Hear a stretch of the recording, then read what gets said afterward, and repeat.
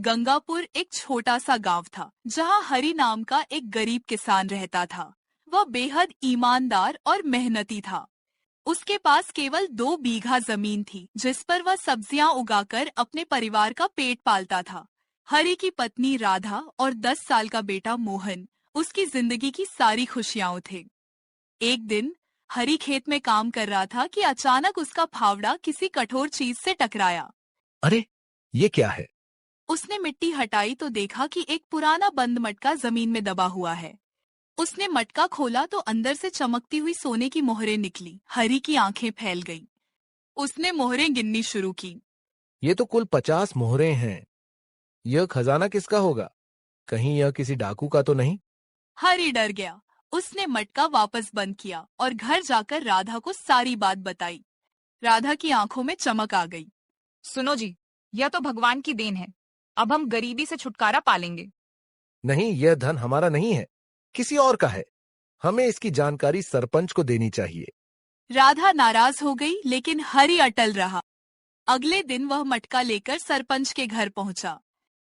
सरपंच रघुवीर एक लालची आदमी था। हरि ने सरपंच को सारी बातें बताई। सरपंच ने मोहरें देखी तो लालच में आ गया। हरि, तुम ठीक कहते हो। यह खजाना किसी की धरोहर है। मैं इसे सुरक्षित रखूंगा और जल्द ही इसके बारे में सरकारी अधिकारियों को सूचित करूंगा। हरि को सरपंच की बातों पर थोड़ा शक हुआ लेकिन उसने चुपचाप मटका सरपंच को दे दिया। कुछ दिन बीत गए। गांव में बात फैली कि सरपंच ने एक नया ट्रैक्टर खरीदा है। हरि को समझ आ गया कि सरपंच ने उस खजाने को हड़प लिया है।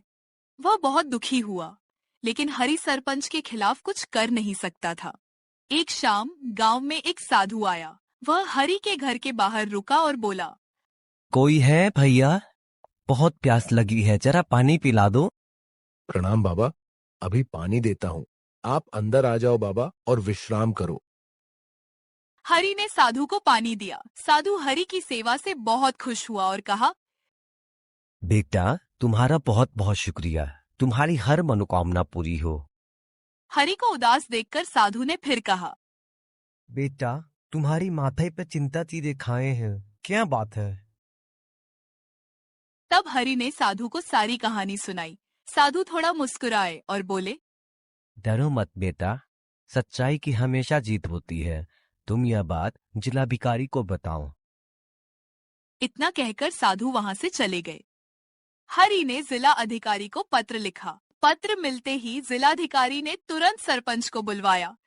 जब जिलाधिकारी ने सरपंच से सवाल किया तब सरपंच झूठ बोलने लगा। महोदय, हरि झूठ बोल रहा है। उसने कभी कोई खजाना नहीं दिया। लेकिन जिलाधिकारी ने पत्र और मुहर की जांच करवाई। पता चला कि यह असली था। सरपंच के पास से बाकी मोहरें भी बरामद हुईं। जब जांच शुरू हुई तो पता चला कि मटके में राजा सूरजमल के समय का खजाना था, जो किसी ऐतिहासिक धरोहर का हिस्सा था। सरपंच ने उसे चोरी छिपे बेचकर उन पैसों से ट्रैक्टर खरीदा था। सरपंच को गिरफ्तार कर लिया गया।